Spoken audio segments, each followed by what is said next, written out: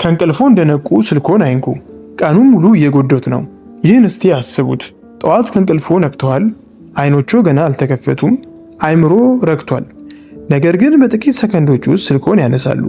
መልእክቶች፣ ማህበራዊ ሚዲያዎች፣ ማስታወቂያዎች። አይምሮ በድንገት በተለያዩ መረጃዎች ይጨናነቃል።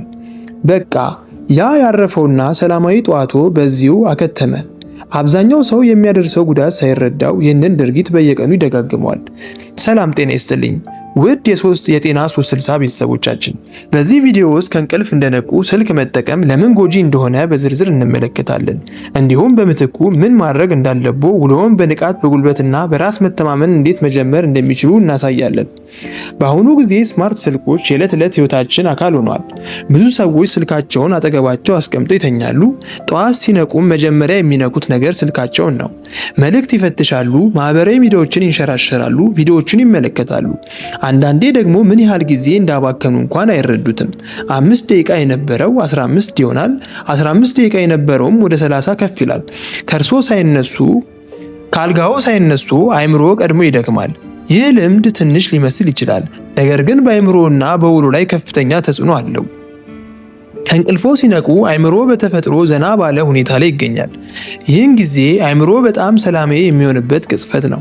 ነገር ግን ወዲያውኑ ስልኮን ሲጠቀሙ አይምሮ በአንዴ ብዙ መረጃዎችን እንዲቀበል ይገደዳል። የተለያዩ መልእክቶችን ጭንቀትን ይፈጥራሉ። ማህበራዊ ሚዲያ ራስን ከሌሎች ጋር ወደ ማወዳደር ይመራል። ዜናዎች ደግሞ ስጋትን ሊፈጥሩ ይችላሉ። አይምሮ ከእረፍት ሁኔታ በቀጥታ ወደ ጭንቀት ይገባል። እንደ ማዮ ክሊኒክ ያሉ የጤና ባለሙያዎች እንደሚናገሩት ጠዋቶን በጭንቀት መጀመር ቀኑን ሙሉ በስሜቶ በትኩረቶና በስራ ውጤታማነቶ ላይ መጥፎ ተጽዕኖ ያሳድራል። የዚህ ልምድ ትክክለኛ ጉዳት እስቲ በዝርዝር እንመለከታቸው። የመጀመሪያው የጭንቀት መጨመር ነው። ከእንቅልፎ እንደነቁ አይምሮ ወዲያውኑ ጫና ውስጥ ይገባል። የትኩረት መቀነስ፣ አይምሮ ቀድሞ ስለሚጨነቅ ትኩረት የማድረግ አቅሙ ይዳከማል። የጉልበት ማጣት፣ በንቃት መንቃት ሲገቦ ድካም፣ ስንፍና ይሰሙታል።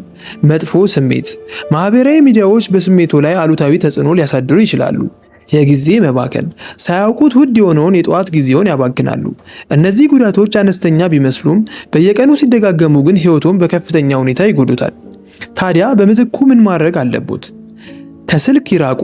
የመጀመሪያዎቹን 10 እና 15 ደቂቃዎች እንደነቁ ወዲያውኑ ስልኮን አይንኩ። ውሃ ይጠጡ። ከእንቅልፍ በኋላ ሰውነቶን መልሰው ያርሱ። በጥልቀት ይተንፍሱ። አይምሮን ለማረጋጋት በዝምታ በጥልቀት ይተንፍሱ።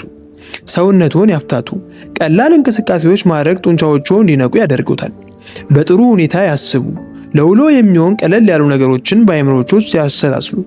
እነዚህ ትናንሽ ተግባራት ሰውነቶ፣ አይምሮ በተፈጥሮ መንገድ እንዲነቁ ያደርጋል። ጠዋት ስልክ ከመጠቀም ሲቆጠቡ የሚከተሉትን ለውጦች ይመለከታሉ። የተሻለ ትኩረት፣ ከፍተኛ ጉልበት፣ አነስተኛ ጭንቀት፣ ጊዜውን የመቆጣጠር ችሎታና ጥሩ የስሜት ሁኔታ። ውሎውን የሚጀምሩት በመዘናጋት ሳይሆን ራስዎን ተቆጣጥረው ነው። ለእርሶ የሚሆን ቀላል ቻሌንጅ አቅርበንልዎታል። ለሚቀጥሉት 7 ቀናት ከእንቅልፎ በነቁ በመጀመሪያ 10 ደቂቃዎች ስልኮን አይጠቀሙ።